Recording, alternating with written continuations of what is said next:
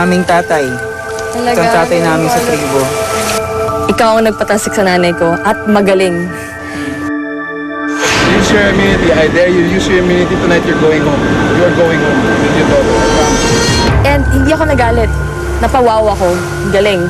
Na naisip niya yung plano. Hello, tay. Miss ka namin. Napalis ako. Alam ko, buong buo sa loob ko na survivor talaga ako. Dahil hindi ako napalis dahil wala akong kwenta na ilinutil ako sa tribo. Napalis ako dahil ako isang threat.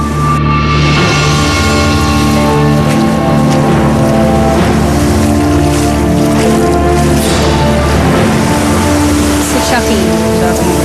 Ang masasabi ko kay Chucky, napawaw ako nung sa Alimango.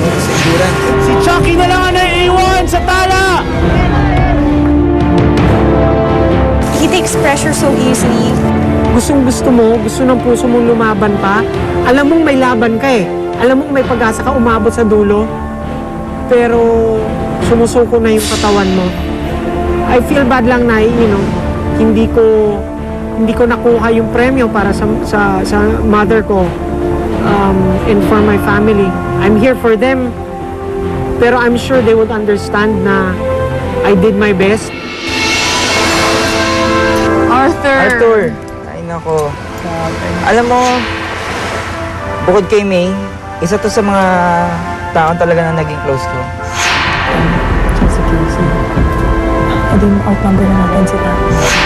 Para sa akin, yung alyansa namin, it was bigger than the survivor. Proud na ako sobra sa sarili ko. Kasi before ako pumasok dito, hindi ako 100% ready.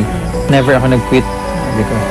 Tapos no regrets hanggang ngayon. So sabi ko, proud na ako dun sa 21 days. Wow.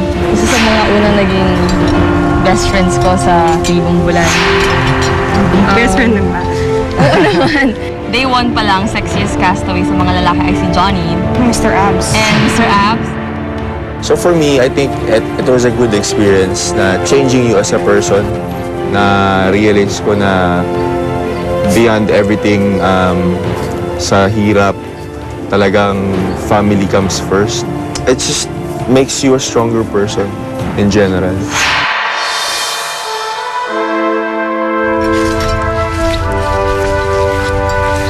Gino. Oh, si Gino. Partner ko to. Ang masasabi ko kay Gino, nakita ko kung paano niya ako inalagaan kahit nagkalayo kami sa una. Nilaro ko siya na may konting ako. Sana nilaro ko na lang siya na talagang player lang or castaway lang talaga para hindi naghalo. Pero syempre, laro to, laro lang. And ang importante naman yung mga friendships na na-build mo sa island. Masasabi ko lang na parang hindi ako nag-regret dahil laro ko ng kung paano ko rin gusto laruin. Arnie! Oh my God. Siyempre, ikaw na dapat ang magsalita dyan. Sige. Pero si Arnold, mahal na mahal ko yan. Best friend ko siya dito sa Survivor.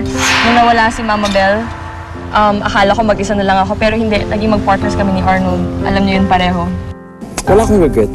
Kasi that's fate. I can't regret something that was bound to happen. So I didn't feel bad about it.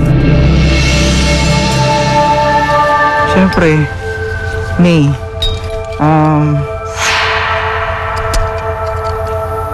siyempre to partner ko. Hindi ko magagawa tong buong journey nitong wala si May. Nung nawala siya, isa na yun sa pinakamalungkot kong araw. Na feeling ko, mag-isa na lang ako. Sobrang nagpapasalamat kay Betong na inakay niya ako mula umpisa hanggang sa yung huling journey ko sa Survivor. Araw-araw meron akong natututunan sa kanya. Araw-araw may bago sa friendship namin. Sana talaga paglabas namin, yung maalala namin ang naging journey namin dito. Para yun yung maging inspirasyon para mas tumibay palalo yung friendship namin. Ikaw na magsimula, Steph. Casey. Sobrang fresh pa sa akin lahat. Sa akin si Casey, siya ang pinakamalaking sakripisyo dito sa Survivor. Binigay niya yung lahat. Ang sa akin lang, sobrang hirap kasi nag-promise ako eh. Nag-promise ako sa kanya na hindi ko siya iiwan. And hindi talaga ako sang-ayon sa ginawa ko. Hindi talaga ako sang-ayon, hindi kasama yun sa pagkatao ko na sirain yung tiwala ng isang tao na sobrang nagtiwala sa akin. I didn't really have any anger. I felt more like I failed. The rejection of getting voted out, even though it was not for me a real vote.